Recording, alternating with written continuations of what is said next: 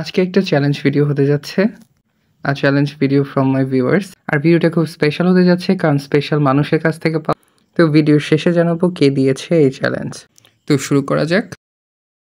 Once upon এ time আমি পড়তে বসেছিলাম। হঠাৎ করেই একটা মেসেজ আসে আমার ফোনে, যেখানে সচরাচর আমার ফোনে মেসেজই আসে না, শুধুমাত্র সিম কোম্পানি বাদে। তাদের ফোন আর SMS আমি এতটা ইগনোর করি, তারপরও তারা নির্লজ্জের মতন আমাকে মেসেজ আর কল করেই যায়।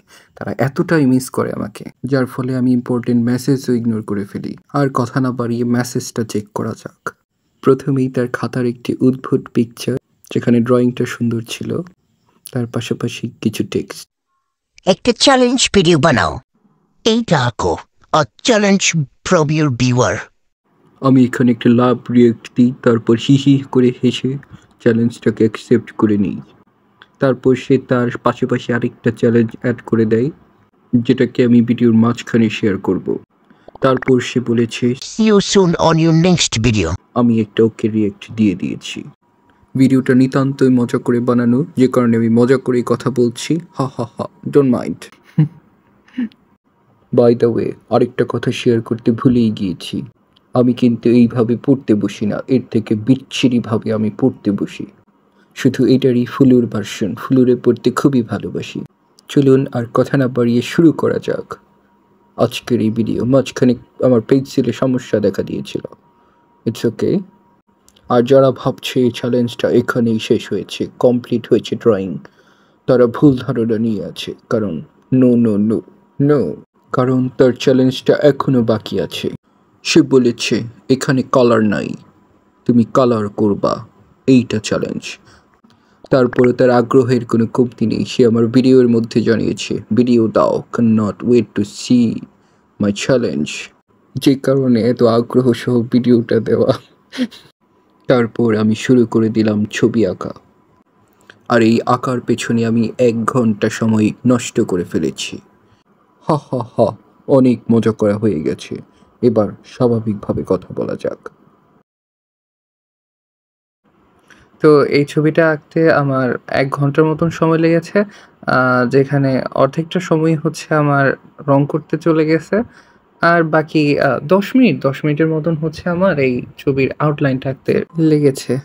তো এখানে আমি ভুলবশত কালো রংটা ব্যবহার করে ফেলেছিলাম, যেখানে হচ্ছে আমার চকলেট কালার ব্যবহার করার কথা। তো পরে সংশোধন করে নিয়েছিলাম। আর ছবিটাকে যতটা সম্ভব আমি কালারফুল করার চেষ্টা করেছি, যেহেতু আমি কালারফুল একজন মানুষ, তো কালারফুলভাবে ড্রয়িং করতে পছন্দ করি। তো মাঝখানে এই পেইন্টিংটাকে আরও সুন্দর করবার জন্য হচ্ছে মাঝখানে আমি ঝর্ণা অ্যাড করবার চেষ্টা করেছিলাম। তো পরবর্তীতে অবশ্যই এটা দেওয়া হয় নাই। তারপর ভাবলাম থাক, এটা দেওয়ার দরকার নাই, যেহেতু এটা থিমের মধ্যে পড়তেছে না, তো আর এক্সট্রা কিছু অ্যাড করব না এখানে।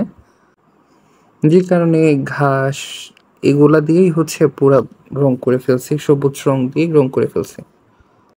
তো পেইন্টিংটা কিন্তু একদম শেষ পর্যায়ে হয়ে গেছে ধরতে গেলে, আর কিছু এখানে অ্যাড করব না আমি। আর পেইন্টিংটাকে অনেকদিন রক্ষা করবার জন্য হচ্ছে ভার্নিশিং অবশ্যই করতে হবে। তো ASMR।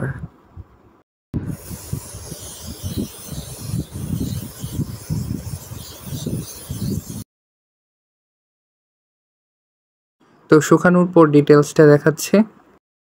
তো এটা হচ্ছে সম্পূর্ণ ডিটেলস খুবই কাছ থেকে। আর এখানে কিন্তু আমি কোনো ধরনের ফিল্টার্স ইউজ করি নাই, যে কালার একটু ব্রাইট দেখাবে এটার জন্য। তো এক ফ্রেন্ডের রিকোয়েস্টে এই ভিডিওটা করা। তো এখন হচ্ছে রেটিংয়ের পালা, কে কত দিতে চান 10-এর মধ্যে। সবাই কিন্তু মতামত জানাবেন, স্পেশালি সোহান অবশ্যই কিন্তু জানাবা, ঠিক আছে? তো আজকে এই পর্যন্তই, সবাই ভালো থাকবেন। আর হচ্ছে এই ভিডিওটা সম্পূর্ণ মজার ছলেই করা, তো সবাই মজার ছলেই দেখবেন। আর নাম্বারিং করতে ভুলবেন না। টাটা।